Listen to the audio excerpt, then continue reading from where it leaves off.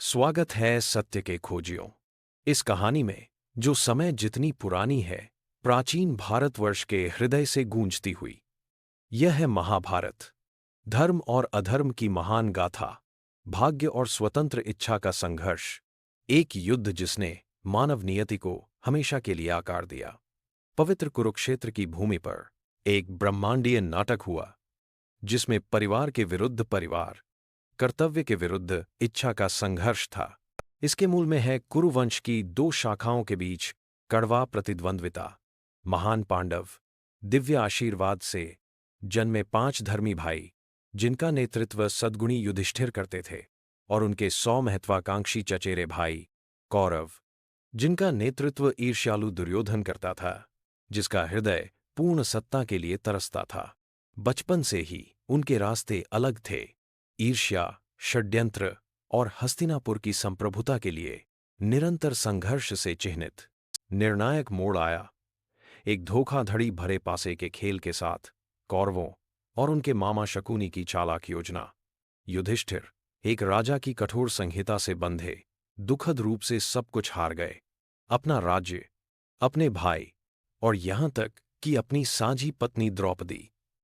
राजदरबार में उसका सार्वजनिक अपमान एक पवित्र उल्लंघन युगों तक गूंजता रहा।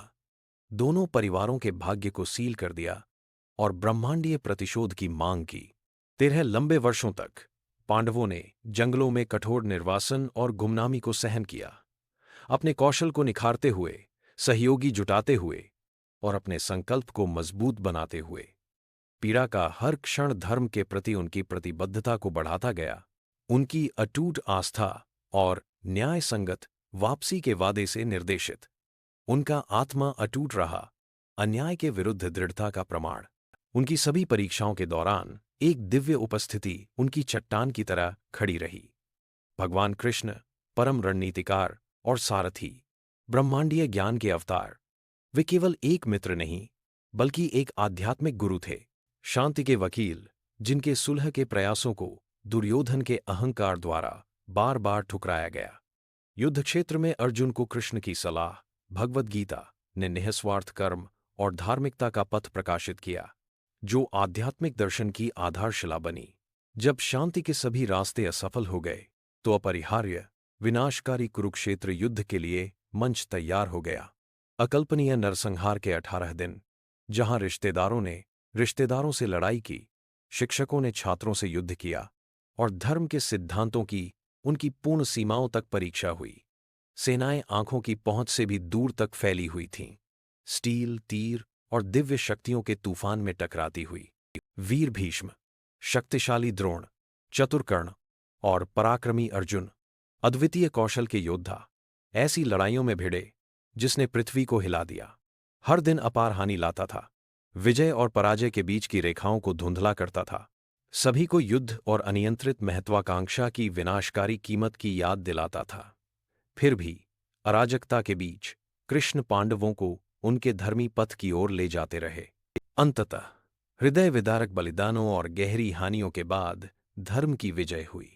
दुर्योधन गिर गया, अधर्म के कौरव शासन के अंत का संकेत देते हुए। पांडव, यद्यपि विजयी, परिणाम का भारी बोझ उठाते हुए त्रासदी में डूबे राज्य के वारिस बने। युद्ध एक कठोर सबक था।